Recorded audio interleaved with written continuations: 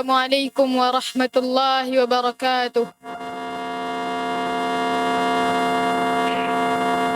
Alhamdulillahi ala ihsanih wa syukrun lahu ala taufiqihi wa amtinanihi wa ashhadu an la ilaha illallah wahdahu la syarika lahu ta'ziman li sya'nih wa ashhadu anna Muhammadan abduhu wa rasuluhu ad-da'i ila ridwanih sallallahu alaihi wa ala alihi wa sahbihi wa ikhwanih, amma ba'd. Sungguhnya lisan merupakan salah satu nikmat Allah Subhanahu wa taala yang amat besar. Salah satu ciptaan Allah Subhanahu wa taala yang menakjubkan. Bentuknya kecil, namun perannya sangat besar di dalam ketaatan dan kemaksiatan. Bahkan kekufuran dan keimanan tidak bisa diketahui dengan jelas kecuali dengan persaksian lisan. Jamaah rahimani wa rahimakumullah. Di antara dosa-dosa yang ditimbulkan oleh lisan adalah ghibah. Dan ghibah merupakan salah satu dosa yang paling tersebar di antara manusia, sehingga mereka tidak bisa selamat darinya kecuali hanya segelintir orang saja yang dirahmati oleh Allah Subhanahu wa taala. Adapun definisi ghibah itu sendiri adalah engkau memperbincangkan saudaramu dengan sesuatu yang jika hal tersebut didengar atau sampai di telinganya, maka dia merasa tidak senang, baik itu mengenai fisiknya, perbuatannya, perilakunya, bahkan dalam urusan agamanya, walaupun hal tersebut memang didapati pada saudaranya. Dari Abu Hurairah radhiyallahu anhu bahwasanya Rasulullah sallallahu alaihi wasallam bersabda, "Atadruna mal ghibah?" Apakah kalian mengetahui apa itu ghibah? Kemudian para sahabat menjawab, Allah wa rasuluhu a'lam. Allah dan Rasulnya lebih mengetahui. Kemudian Rasulullah sallallahu alaihi wasallam melanjutkan sabdanya, "Dzikruka akhaka bima yakrah." Engkau menyebutkan tentang saudaramu dengan sesuatu yang dia benci. Kemudian dikatakan kepada Nabi sallallahu alaihi wasallam, "Afara'aita in kana fi akhi ma aqul?"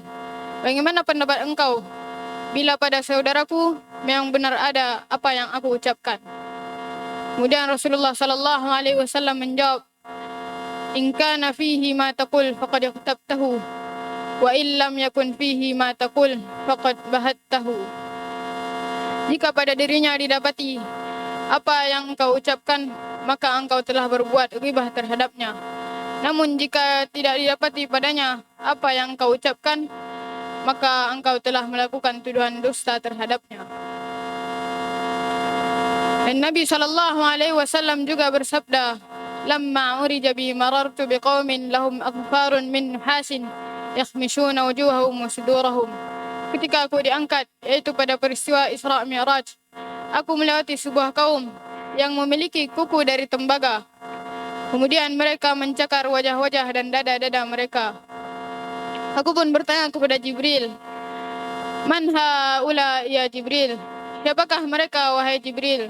Kemudian Jibril alaihi salam menjawab, "Haula alladhina ya'kuluna luhuman nas wa yaqauna fi a'radihim." Mereka adalah kaum pemakan daging manusia, yaitu yang melakukan ghibah dan merusak kehormatan mereka. Jamaah rahimani wa rahimakumullah. Di dalam hadis digambarkan dengan jelas bahwasanya pelaku ghibah itu akan dihukum oleh Allah Subhanahu wa taala. Mereka digambarkan seperti orang yang memakan daging manusia. Dan di akhirat kelak mereka akan dibuatkan kuku dari tembaga dan akan mencakar wajah-wajah dan dada-dada mereka. Jamaah rahimani wa rahimakumullah. Hukum ghibah adalah haram sesuai ijma' kaum muslimin. Dan telah jelas dalil-dalilnya, baik itu dari Al-Quran maupun dari sunnah Nabi sallallahu alaihi wasallam. Allah Subhanahu wa ta'ala berfirman, "Wala yaghtab ba'dukum ba'dha."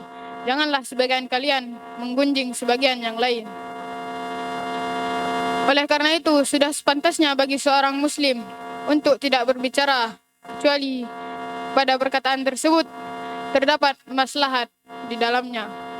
Namun jika dia ragu tentang maslahatnya, maka hendaklah dia diam sampai jelas baginya maslahatnya. Rasulullah sallallahu alaihi wasallam bersabda, "Man kana yu'minu billahi wal yawmil akhir falyaqul khairan aw liyasmut. Barang siapa yang beriman kepada Allah dan hari akhir, hendaklah dia berkata baik atau diam.